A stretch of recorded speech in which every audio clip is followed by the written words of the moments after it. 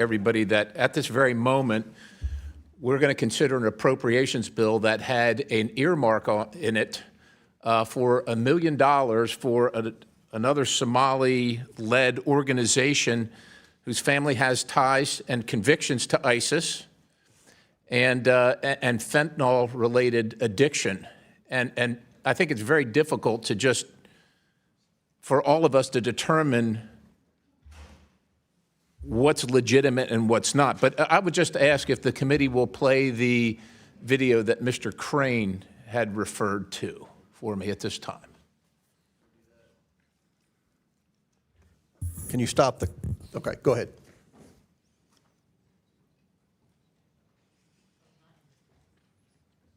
We get the sound turned up. You can see the subtitles there.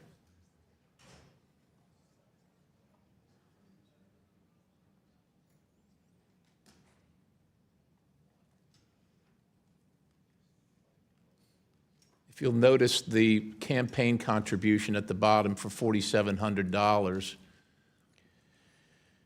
and then the $250 million fraud scheme associated with said individuals. Listen, ladies and gentlemen, it's not me calling out one community or another, one individual, representative or another. It's fraud. Representative Robbins, Hudson, and Rarick, thanks for your service. I know it's difficult, and you're operating in difficult circumstances where it doesn't sound like you got a lot of support.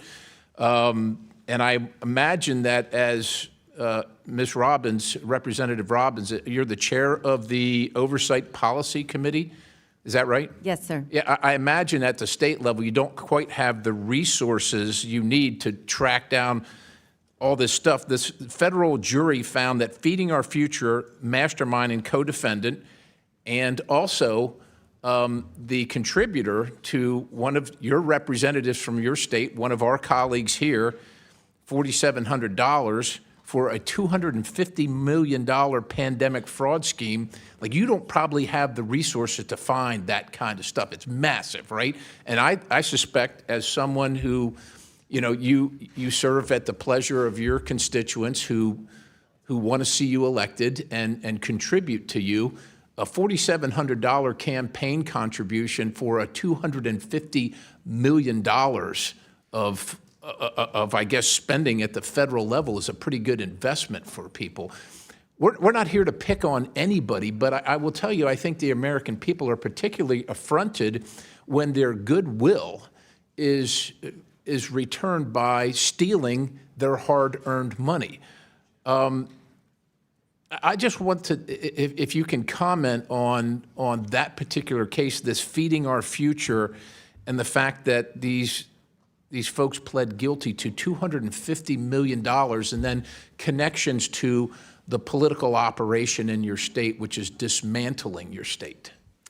Thank you, sir. Yes, so this is the big problem. There's a network of people who have been politically supporting the Democrats, who have also been contributing to them, and who have been involved in multiple schemes. So a woman who is in this child care group, the Minnesota Minority Child Care Association, Ikram Muhammad, she was later indicted in the Feeding Our Future scandal, as was her brother and her mother, and I believe a sister. And so it's a network that functions in our state that we have to get a handle on. And then one of the people indicted in that case for Feeding Our Future for money laundering $1.1 million, then they used that same company, shell company they did the money laundering with, to buy property for an assisted living facility after they were indicted. And then his wife has a company getting millions of dollars from the state to provide services to the assisted living facility bought by his shell company he's already been indicted for. They do not shut off the spigot. So that's the problem. This is completely outrageous, obviously. I'm not an attorney. Are any one of you three attorneys? Are you?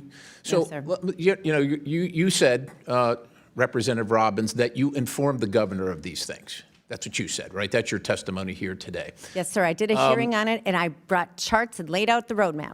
So there are crimes of commission and crimes of omission. So if the governor didn't actively be involved in this fraud, that would be a crime of commission. But if he knew about it and didn't do anything about it, would you consider that a crime of omission? Yes, sir. And what should be done about crimes of omission regarding taxpayer funds?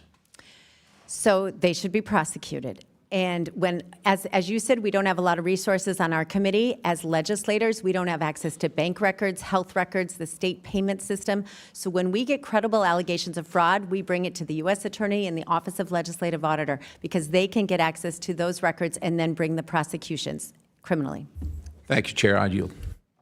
Mr. Chairman. Before I go to Ms. Randall, Chair recognizes Mr. Biggs for UC. Thank you, Mr. Chairman. Number one, Washington Post calls for welfare reform after Minnesota fraud scandal. Exclusive. Treasury and House panel launch probes into Tim Walz's handling of $1 billion of food aid fraud. Additionally, referring to the